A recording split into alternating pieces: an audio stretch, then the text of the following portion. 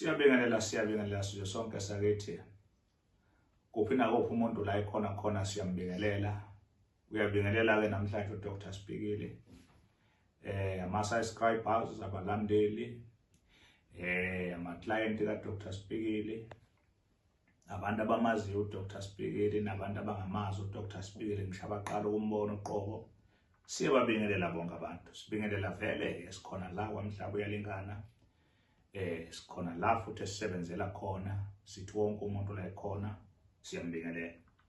Cha ke aziningi kakhulu ke indaba namhlanje ngiza nazo abantu ngibaphathele indaba ezinhle njengoba bengicelile abantu ukuthi cha bacela ispecial. Bathi bayicelela impela kube nespecial bafuna ukubona ukuthi uDr Sibhikile usebenza kanjani. Especially ke sizoba khona sizoba mhlambe kusukela nge4 zika September.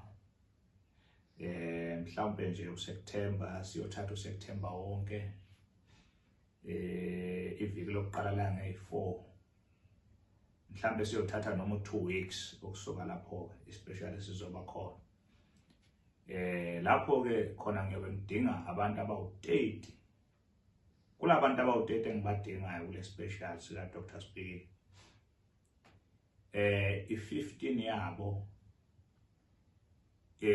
njengeziphakamiso ikakhulukazi iziphakamiso ngoba abantu kakhulu into kuyona abayidinga kakhulu bafuna iziphakamiso zenhlanhla. Ngizodinga abantu abawu15. Kulabantu abawu15 sizoba siza mahala labantu abayi15. Esuke nje uthola ukuthi umuntu unenkinga udinga umsebenzi, omunye ufuna ukuphakamisa izinto zakhe, amabhizinisi akhe noma yini yakhe ufuna isiphakamiso. Siyosebenza sikwazi ukucapha na 15 esoyisebenza mahala. Bese ukuthi 15 yabo labo bantu labo bazosetshenzwa ngemali eyobe half. I15 yamahala i15 ezosetshenzwa ngemali half. Le 15 yamahala le izobe izobonga ka Dr Sibhikile. Mangabe izinto zabo sezenzekile izobe sebebuya kodwa nje inhloso enkulu sifuna ukuprove abantu kule 15 ngidinga lotho sekhathele sehambile kubantu akawubona umnyakazo. Yilabo ke ngibadingayo labathi sebahambe kakhulu sebakhathele bona bakuthola ukusizakala ezintweni zabo. Yibona abawu15 abazokwazi ukuthi basizwe mahala. Into ke abazoyiphatha labo abawu15 bamahala kuyodinga imali yokuhlola ngoba vele ngeke sikwazi ukuqala simsize umuntu singakwazi ukubona ukuthi inkinga yakhe kuphi nakuphi. So mhla ka4 nje ngizobe sengiyasho futhi ngizokwenza ivideo mase sinqamuka ispecial usesiyonqamuka. Okusho ukuthi into engasiza ke kubantu ukuthi abantu ababhuke kuse-early sikwazi ukubabhala phansi umuntu azisho ukuthi ubani kanjalo nenamba yakhe abhuka abhalise ukuze sizokwazi ukubabhala phansi labo bantu labo. Uma sekugcwele sazi ukuthi asisadluleli phambili ngoba vele kulo date ngeke siyeqaphela ngoba ezinye izinto itholakala kanzima. Imithi iyabiza eminye siyayithenga. Futhi nami ngisebenza ngedwa nginabasebenzi engisebenza nabo abangilekelelayo noma ngenza le mithi ngenza izinto zakhona. Labo bantu bayahola. Mase ngathi nje akubona ntanga nje ukuthi akuza abantu bamahala. Kungaba nenkinga enkulu ngagcina nami ngasakwazi ukukhokhela laba bantu abalekelelayo. Nokuthola izinto abantu bafika izinto bafica zikho.